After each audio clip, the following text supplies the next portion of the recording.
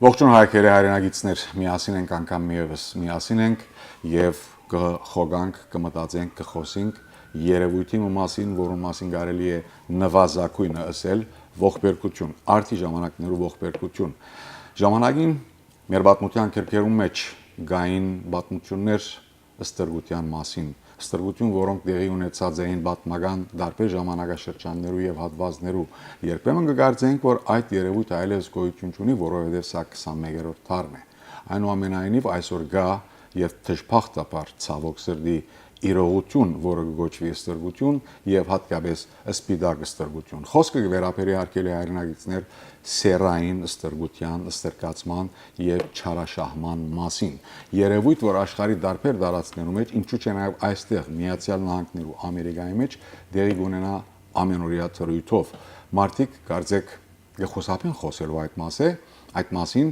եւ կամ դժվարություն ունին ինչ որ քայլ առնելու։ Այսօր մեզի հետ է հարկելի անձնավորություն, որոնց հետ մենք նախապես հանդիպած ենք, հավանաբար ցեզ մի շատեր կհիշեն։ Նախորդ հանդիպման ընթացքին խոսքը վերաբերեր մարդկային իրավանց հայոց ցեղասպանության, իսկ այսօր մենք կխոսենք սպիտակ ստրգության մասին, սերային ստրգացման, չարաշահման մասին, human trafficking, sexual trafficking։ Միացեք ինձ եւ ողջունենք այսօրվա մեր զրուցակիցը։ Great lady, Mrs. Andromeda Edison, welcome. Thank you. Glad to have you here again. Yeah. As the principal of the California chapter of Youth for Human Rights International, but also as a person who is committed wholeheartedly to bring a smile on some faces that have been abused, that have been subjected to tragedy, that have been subject to human inhumanity. Mm. Yes. It is about human trafficking. It is about sexual slavery. Right. How would you like to begin? This is sort of a subject that's getting more and more recognition. It's people are talking about it more, which is good. There's, in many ways, kids are being talked to about it, and more often. Like the kids are more and more aware of it, which is good. But the progress needs to, in many ways, speed up because they don't understand how it happens. In a way, how our kids get trapped into, and that it happens here in Los Angeles, in the United States. People still kind of think, oh yeah, well I know that happens, but it's like the kidnapped and taken to Colombia or, something like that they don't realize. That's right next door. It's right next door. It's down in Anaheim, outside of Disneyland. There's some scary Los Angeles. Yeah, it happens right here, and our kids here. I'm a mom. My oldest is 13. So and I'm a dad. Exactly, and it's like, no, our kids are being. This is a danger to them, and how are we getting to them? It's not drugs anymore. Anyways, there's all these. And we'll talk about them. Information. We'll talk about them? Yeah. All right.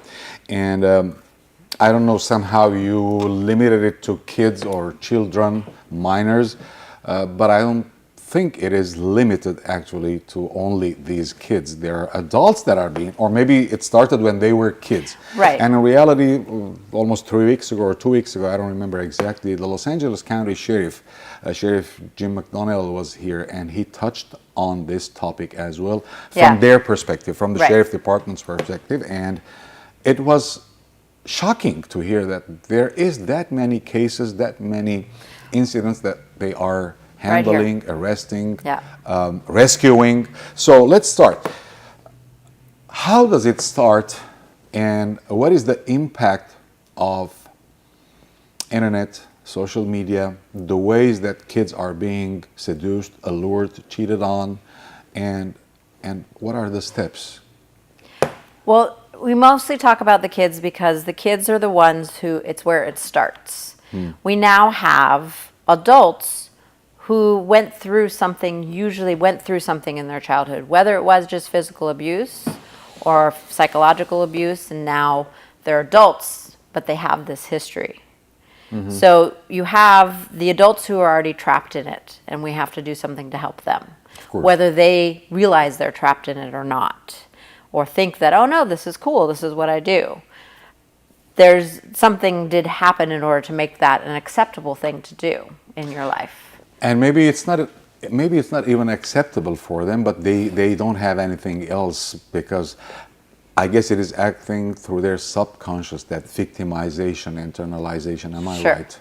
Yeah. Okay. Yeah. I mean, what nowadays, social media, it's very prevalent on social media in that, say, a young girl or boy posts on social media, nobody listens to me, everybody hates me, I'm all alone. Somebody else responds to his post on social media, oh, what's happening? Tell me. And they start talking. Now, this stranger then becomes that missing element for them. For some reason, they didn't feel like they could talk to their parents, or they didn't have peers or a mentor or a teacher, someone they could turn to, they felt. So they then turn to this new stranger who then becomes their friend, becomes that piece that they're missing. Who most probably have a fake account. Most probably. I mean, there's the example of earlier this year, I work with another organization called Airline Ambassadors, where they actually train people in the airline industry on how to spot things that maybe aren't so good, and there might be a situation here. 2 girls in LAX went to pick up their tickets at, I forget which airline, here in LAX, and just the way they were talking, the lady was like, so what you doing? Oh, we're picking up our first class tickets to New York City. We're so excited. We're going first class. And then we'll be back in a week and it'll be an amazing thing. And the airline stewardess said, this is a one-way ticket. Oh, no, it should be round trip. Round trip. No, this is a one-way ticket. And it's not the first class, maybe. No, it was first class. Oh, that's the seduction. It was first class. The bait. These 2 girls. Oh, that's strange. Are you sure? It should have been round trip. Do you want to check? What are you doing? Oh, we're meeting this guy there. We met him on social media. He's really sweet. We've been talking to him for 6 months. We know he's cool. They invest time. So the lady was like, well, why don't you check it out? And so they called up the guy via whatever it was, Instagram. And they said, so we're having a problem picking up the tickets, just some questions. And he was like, okay, well, let me check it out. Hold on, I'll call you back. Hung up, account closed, Facebook account closed, Snapchat account closed, guy vanished. Just like that? Just like that. Evaporated from the face of the earth. Yep. He was no longer existing, and it turned out these 2 girls had both lied to both of their parents, saying they were sleeping over at the other girl's house. And they were about to get on an airplane to meet somebody they had never met in person, who had invested 6 months in recruiting them, go to New York, most likely never to be seen again. That in a nutshell is what they do. And these girls were, I guess, adults, because they were planning on taking the plane alone. They were like 16, 17. Oh, not quite adults. Not legally adults, but they're not still They're children not that children. wouldn't be able to kind of distinguish or judge, and this is where the danger comes, actually. Right. So it is happening to 16 years or 17-year-olds old people, ladies or young men. So in less than a minute, can you tell us what was the solution? So that story was ended there, right? That ended there. They went home, realized what they had just occurred, what had happened to them, because the guy vanished. They couldn't find the guy again. And then they got some education. Airline Ambassadors, this other organization, the lady who handled them had gotten training for them, so she gave them some information. They read through it and they went, oh my God, I think this is what just happened. And these girls had nothing to do with the industry itself, right? No. The airline industry itself. They were just passengers. They were just going to be passengers in LAX, here in Los Angeles. Here in Los Angeles. So this organization or this effort is geared towards the people who could have been a victim or victims. It's not for the industry people only. Right. Well, the idea of Airline Ambassadors, which is a fabulous organization, you can definitely look them up. They train the people who work at the airlines how to spot something. The stewardess is in an airplane watching. There's an older gentleman with a younger girl or boy, and that girl or boy is terrified of this older gentleman. Just see every time, jumps or something. there's a red flag there. So there's obviously a line to walk between a privacy laws and how do you address that? And that's part of what they work on as well. Is okay. Well, why don't we just ask him a few questions? Just see, what's going on. Maybe she's just petrified of flying, and is scared out of her mind and hates airplanes. That happens too. Yeah. And he's trying to help her and he doesn't know what to do, or there's the gray area, but how do you actually spot? So that organization does that. I agree, and I believe that it's a very, very difficult task to spot it and to do something, because after all, you cannot prove things just based on intentions or impressions. When they say, no, we're just talking, no, he's nice to me, no, there's no problem, it is difficult. However, there are people who have taken the challenge and they are trying to do something, at least to do something, and that is the main point. And we'll be back after the break. We'll continue. Հարկելի հարազատներ, արդեն զրույցը սկսավ դառնալ քիչ ավելի ուշագրավ.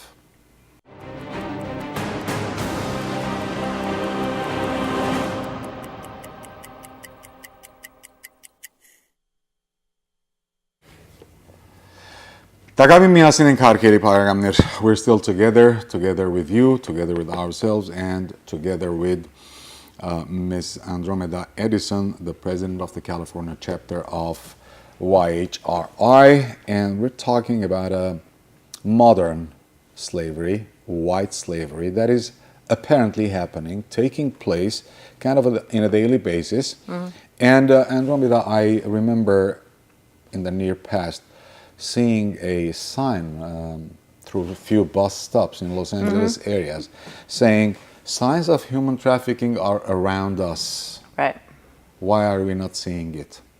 And I thought that sign would go viral everywhere, but I'm not seeing them anymore. Anyway, that means that there are people who are seeing, for which we're glad, and there are people who try to do something, but it has to be something that is being done by everyone, not by someone that has a position or a job or a duty or a task. It has to be done by everyone, starting with families, educators, community leaders, clergymen, healthcare providers, I don't know, you name it. Right. So let's start. Well, I mean, keeping your eyes open for something that just doesn't rub you the right way in some ways is just kind of the first basic step. The too good to be true thing, right? Yeah, you're like, there's something off here, there's something weird. And you do have to maybe ask a few questions, but don't be afraid to ask questions, because sometimes those will be totally innocent and it'll just be something that... Yes, I agree. A lot of times it doesn't have to end up being, oh, I've just uncovered a whole human trafficking group over here. But those kids and those even adults and those girls and those boys who are stuck in it will try to project something to you. So you have to be open to kind of receive it and then say something about it. There is actually a national hotline that you can call if that's all you can do. You can look up, you can even Google it. That's the National Human Trafficking Hotline. You can call that if you're like, I don't know what else to do. Well, another option, and I guess maybe it's even easier because it's not an 800 number, whatever it is, it's just 911. As I was saying, the sheriff was here 2 weeks ago or 3 weeks ago, and you just can't give us a call through the 911 and say, this is the situation. We will handle it. This is what I saw. What I am now trying to... also put on the table, it's that now we're facing a different type of a problem, and that is, in these times of being people, or even kids, more kids, being less social than we used to be because of these devices that they talk to and they befriend them instead of real human relations and communications. Sometimes being really and genuinely being nice and kind might be interpreted as, why would he be or she be that nice to me? Then there's something wrong in there. Do you have any input in this regard? Well, how can we make them understand that there is always kindness? There's always people whom you can rely on. I mean, when you think about it, people who end up in situations where they feel somebody has let them down, or more than one people have let them down. So then they kind of cave in a little on themselves and are less willing to reach out to ask for help. So if you feel that there's someone around you who is in that kind of situation, even as a parent who tries to talk to their kid but knows their kid isn't listening to them, for example, what do you do? How do you make sure that there is somebody there for the kid? Is you can go and find their peers, find those few people who do see them more often, who hang out with them, and say something to them. Say, I genuinely just want you to keep an eye on my son, my daughter, because she's not talking to me, or we don't talk, or something like that, and here's what I'm worried about. And educate the peer to then keep an eye on. And then if the peer sees something, the peer can say something that if the mom came and said, they would just be like, whatever, I'm not even going to listen to you, Mom. But a peer comes and says it to you. Oh, you think there might be something weird with this friend I made on Instagram? Oh, okay. There's ways that you can find, or that coach, or that one adult mentor, you have to go find them and say, oh, that person, my daughter actually listens to this person.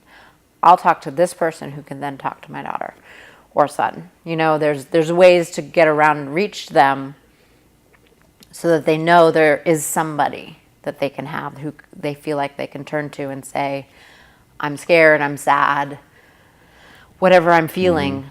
That's the void that these social media predators fill, is when somebody feels like, and that's the psychological trick they pull, somebody goes, I have no one to talk to. Oh, okay, you can talk to me on Instagram and you can tell me anything, and I'll help you and I'll talk to you, and then eventually maybe I'll even say I love you and form this bond, and then convince them to get on a flight to New York, or come meet me down. It's only an hour drive. We'll meet at Denny's, out in public or something, and all the safe stuff. They'll invest the time. A predator will invest the time, 6 months to a year. They'll invest it because, and then we'll get a little more gruesome with the details, but once they have a person who will provide sexual benefits for a cost, they can do that multiple times a night. They can make a predator $1,000, $5,000 a night. How much is that a month? How much is that a year? Tax-free, everything free. Investing a year for that kind of money, they'll do it. That's worth it. It's worth it to them. Then if they get 10 kids, making them that kind of money every night, they'll invest the time in it. So it's not I kidnap you off the street anymore. It's not. It's, I'll kidnap you over time. I'm gonna invest. I mean, there's stories of some of the survivors who said, he became my boyfriend.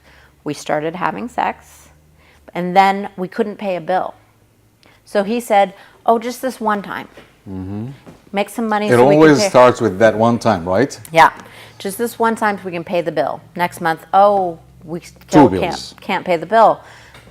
Will you do it again? Oh, and then it becomes, this is just the regular thing I do to provide for my loving relationship with my boyfriend. That's not really a loving relationship to my boyfriend. I have a hard time understanding.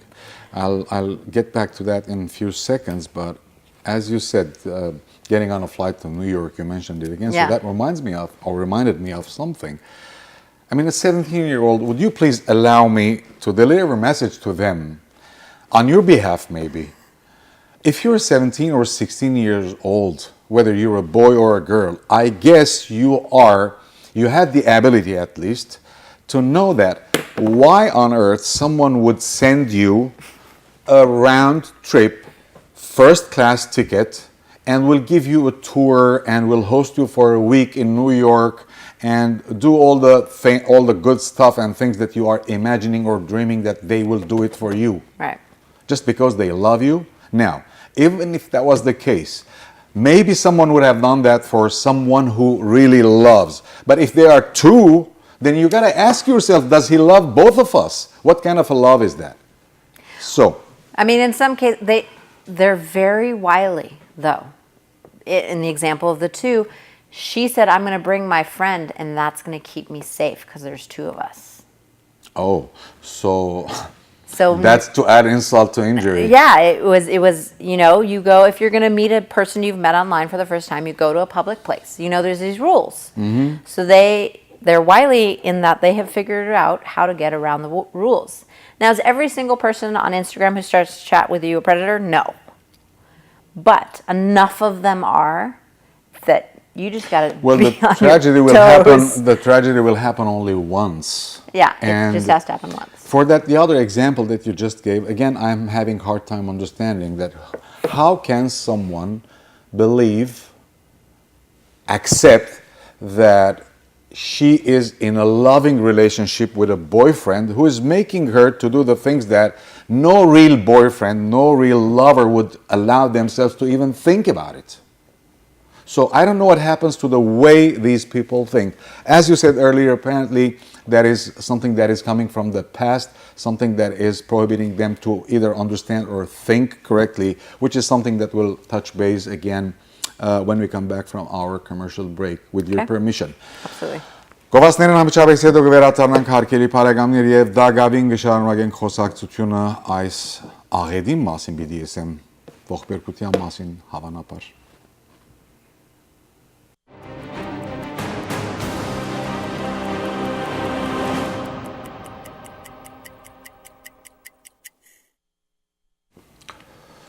Miasin and Karkeli Arazatner, we're still together with Andromeda Edison, the great lady who has dedicated herself to saving people. Let me put it in the simplest possible way. And yes, I agree, and I believe if you could save just one person from being a victim, it's worth that huge effort. Absolutely. Now, you are doing your part somehow. I have to do my part.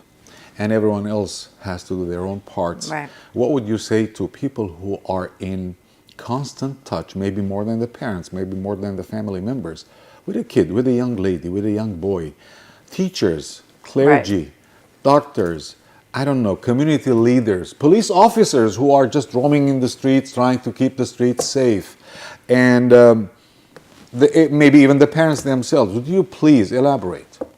Well, for the most part, our kids who fall victim to this are the kids who have somehow felt they have no one. That's the primary target public. They feel like they have no one. The lonely kids. The lonely kids. I mean, in some way, so I work with an organization that teaches 30 human rights. It teaches our kids that you don't discriminate, you don't bully, you don't da-da. Because that kid who feels like nobody at school wants to play with him. He always gets picked on. His parents don't understand him. His teachers don't. That's the kid who is the most prime victim for these predators. So as a teacher, as a clergy member, as a doctor, being willing to listen to the kids, to find that kid who looks like he's got the weight of the world on his shoulders and he has no one to talk to. Be that person for him to talk to. Because then he'll talk to you.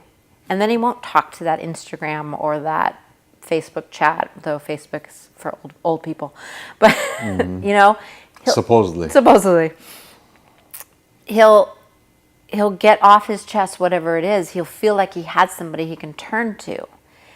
So as a community, we almost need to just kind of be there and love our children more. You know, it takes a village, that saying, it's true. Because let it take a village to save a child. Let it take a village. It's totally fine. Some kids feel uncomfortable asking their parents about sex, drugs, you know. Which is somehow normal, right? It's not weird. Exactly, because it's a pretty delicate topic and they might feel uncomfortable taking that point to their mom or their dad, but they might be able to talk to a doctor or even a teacher. Right. Or a coach. Or a coach, yes. Or a clergy member. I mean, so as adults, as parents and aunts and cousins and, you know, and everything, and older brothers and sisters, being able to just be there so that if a child walks up to you and says, you know, I have a question, let them talk to you. That'll you could literally save a child just by doing that. I mean, I would be looking for that moment because when someone, especially a child, tells you that I have a question, they already have gone, what, 70% of the way. That's Absolutely. wonderful. That's amazing. Of course, Yeah. I would leave everything aside and let them ask another question, but 300 questions. Whatever it is. Because yeah. as an adult, we know that it could be life-changing or life-saving Right. experience for them and for us. Now, apparently, you said, and that was true, and I'm kind of finding the common denominator between what you are saying and between what a law enforcement chief said. Mm-hmm. It's the no one guy, it's the no one child. Mm-hmm. Children who are set aside, forgotten, they don't have anyone, or at least few people, with whom they can share their concern, their pain, their needs, their Right. desire. Yeah. And apparently the message now becomes very simple. Be there for the child, whoever you are. Yeah. Parent, teacher, administrator, clergy member, law enforcement officer, community leader, whoever you are. Be there for the child. The mom, you go to, my oldest daughter plays volleyball. Mm-hmm. You know, I go to a volleyball game, see one of the kids sitting off in the corner looking devastated for some reason. Go over and see if you can help. You know, you don't Yes. even have to hold a mighty position. Or wait for them to start Wait it. for them. You just go, hey, what's going on? Hey, do you need someone to talk to? Knowing you're a safe person that they could talk to, and let them talk to you. I mean, that's unfortunately because of I mentioned this to you before on the foster care system. Mm-hmm. I know so many amazing people in the foster care system, so there's no way I would say, people are bad in the foster care system, because they're not. Most of the people who work in the foster care system are Mm-hmm. there because they want to help and love children. There's just so many children that need love and help. Sometimes they fall through the cracks. And Of the foster care system. of the foster care system. They get neglected. They don't end up in a home with somebody who can actually love and talk to them or something. There was a raid done by the FBI, several raids that they did over a year long, and then they went and looked at the numbers of the kids who they had saved. And 70% of the kids they had saved were out of the foster care system. 70% over a year-long worth of raids on different sexual trafficking rings and that kind of stuff. And really it goes back to most of those kids felt like the home they were in didn't really love them. Even if they had a great foster parent maybe, but they just had never connected, or something had happened. Or because of the trauma in their life previously, they didn't feel they could reach out. So they then fell victim to some predator who found them on social media or found them in the park all by themselves and didn't kidnap them, just started talking to them. And then every time they were at the park, kept talking to them. Things... They're investing time. They're investing their time. So that's as a community, the biggest difference you can make is just find that kid who needs somebody to talk to and let them talk to you. Now, you already started to kind of answering the point that I had in mind or popped in my mind. And that is, okay, we're talking a lot about the kids who have no one, and they try to find someone in the cyberspace. But as you just said, there are lots of, I guess, incidents that are happening in real life. Right, yeah. It doesn't just happen in cyberspace, unfortunately. So how does that happen, and how can we prevent or at least interrupt that process and bring the child or the young lady or the young boy back to their normal life? And what are you doing, and the organization, both organizations that you're working with, doing kind of a practical daily thing that could prevent or save lives?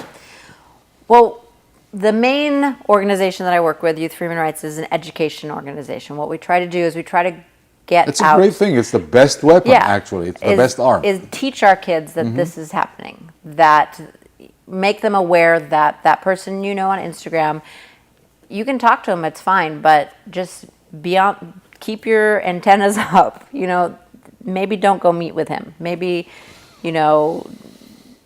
be aware that there could be a problem there. Don't board a flight to New York. Don't go fly to meet somebody you've never met in New York City. Yeah, things like that. But so a lot of education for our youth, for our kids, so that they realize that this is what's happening. Also educating our kids to care about each other. You know, that you may be thinking, oh, I'm just picking on them or just playing around, but you don't know what's happening on the other side of that. So learning all your 30 human rights, learning that you don't discriminate, that everybody has the right to freedom of expression, freedom of thought, you know, learning all of those things, and that's how you treat your fellow humans, gives each child enough respect and dignity to then not fall into those traps. That's the way, not the easiest, but one of the primary ways that we can then prevent our kids from ever getting into those problems. I don't think there is an easy way, because it's not an easy topic that we are facing. It's not an easy situation that we are facing. Yeah. So it wouldn't be an easy task, but it just takes a human to put that effort, because that effort will pay off huge right in the future. Because saving a life of a child or keeping them in the right track, on the right path, is worth that effort, is worth taking that task and facing it courageously. Now, when we come back, there are a couple things that I would like to touch base on, and they might be, again, some life-changing interventions, I would say. Sure. But when we come back after the break. Okay. So, ընդմիջման ժամանակն է հարկելի հարազատներ, կվերադառնանք վերջին հատվածով, մնացեք մեզի հետ։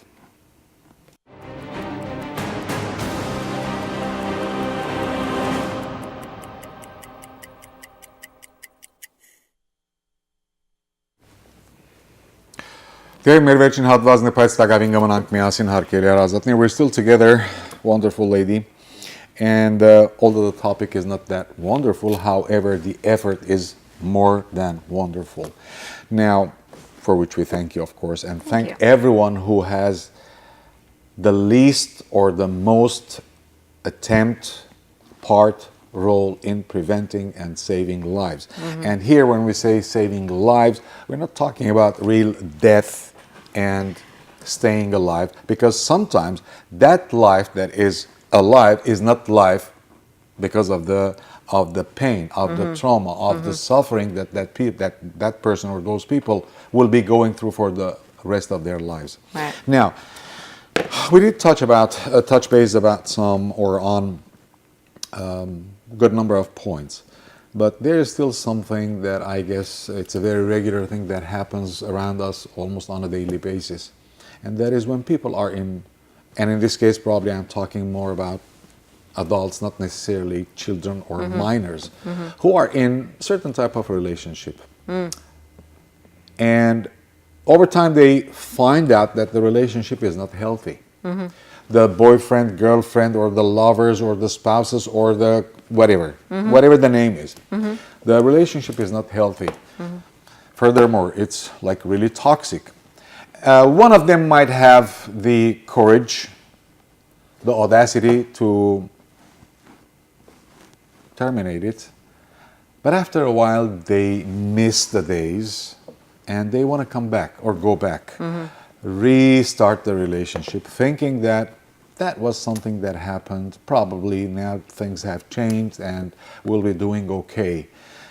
I don't know, what would you say? What have you seen? If a relationship is toxic, it's abusive, like the girlfriend or the boyfriend that you mentioned earlier, let's pay the bill with your body, with your sweat, with your blood. Right.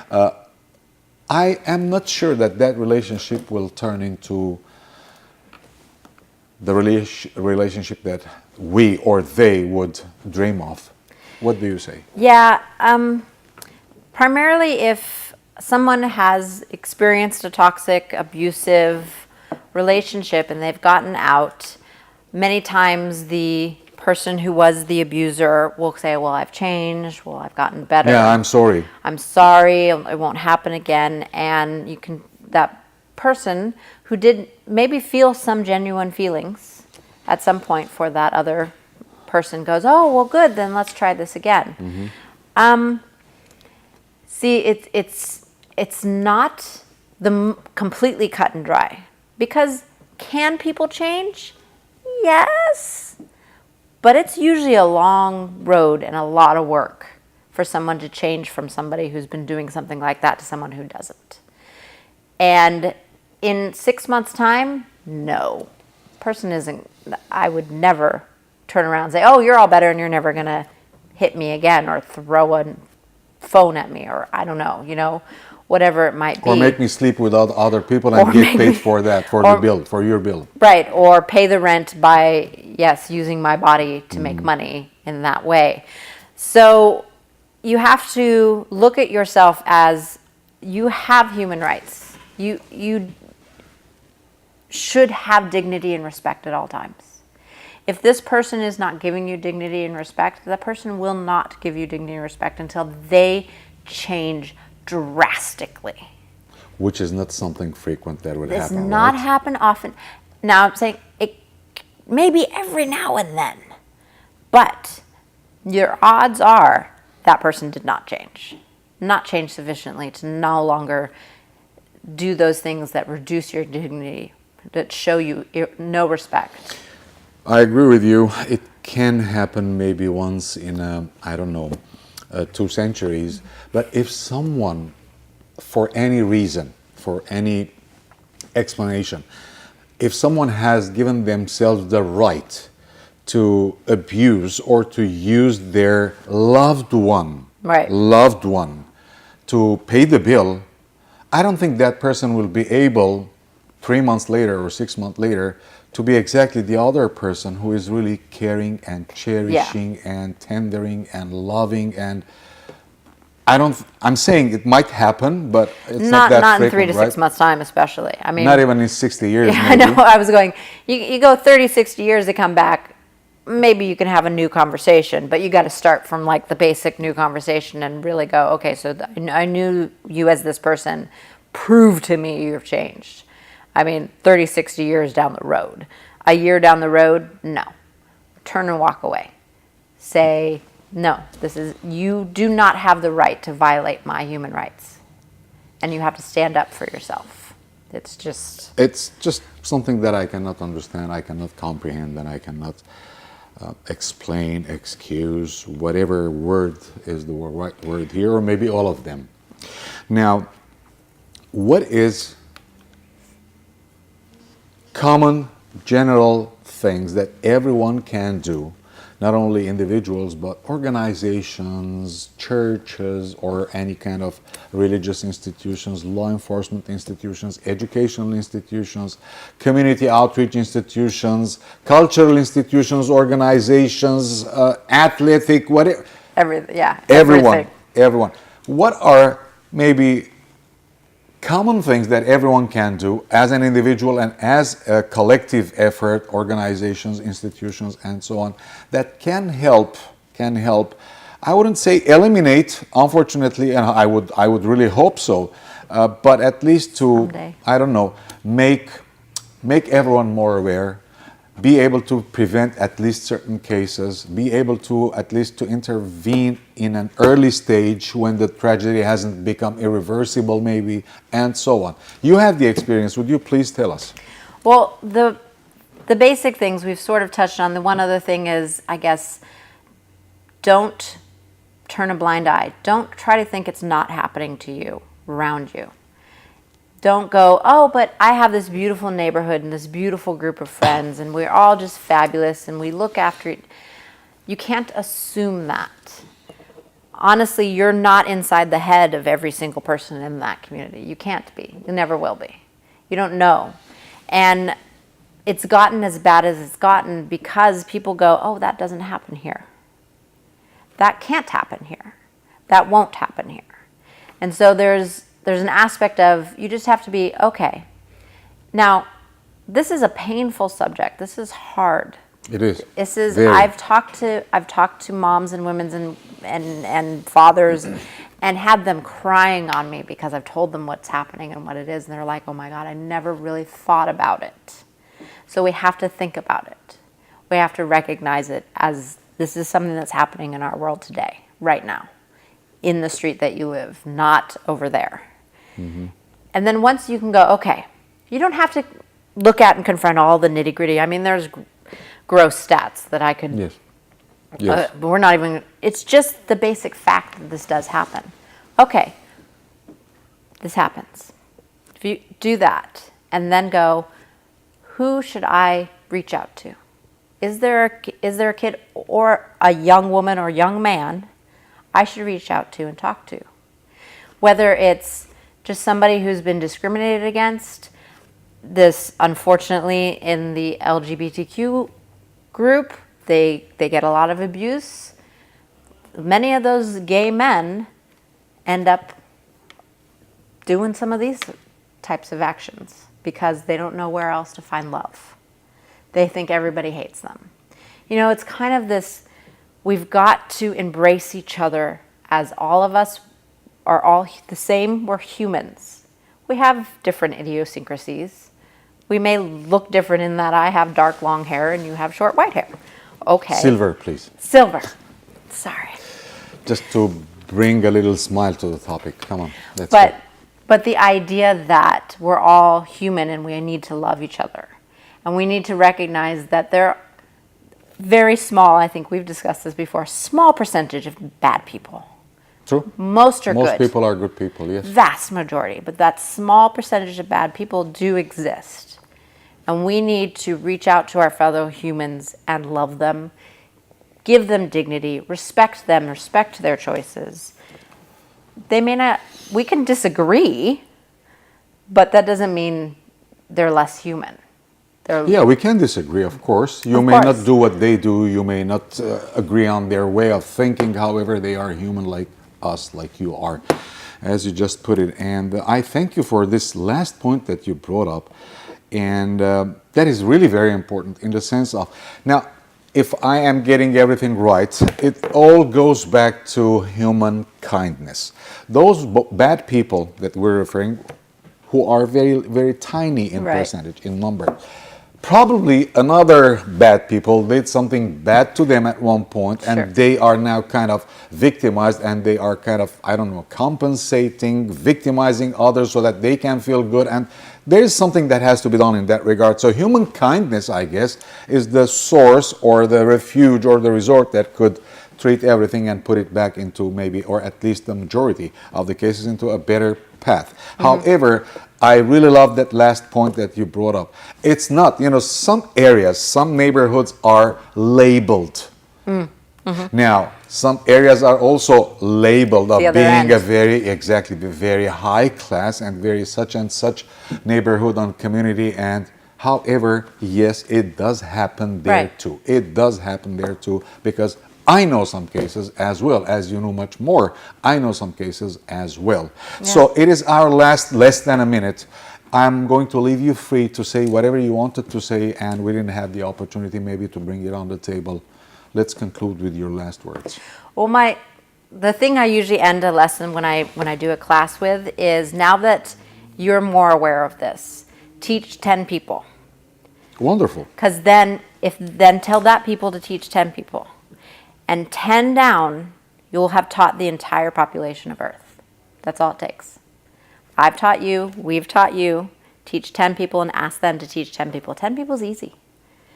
After 10 levels down, you have actually surpassed the population of Earth. Well, of course, now we're doing a mathematics lesson. I know, and that's the powers of 10, yes, and I really love it. And I would even say, if not 10, let's do it 5. Totally. 5 people, teach 5 people. Powers of 5 also will do it. And I can't thank you enough, not just for being here, but for the work that is being done, for the commitment to humanity and human kindness. And every single one of us can be enough and more kind that we think that we could. And we can really save lives. Thank you very much, Andromeda. Edison. It was pleasure. And we'll see each other again. I'm sure we will. Definitely. Իսկ այսպես հարկելի հարազատներ, միասին էինք եւ կշոշափեինք ցավոտ եւ մշոտ եւ փշոտ թեմա։ Բանին ցեզ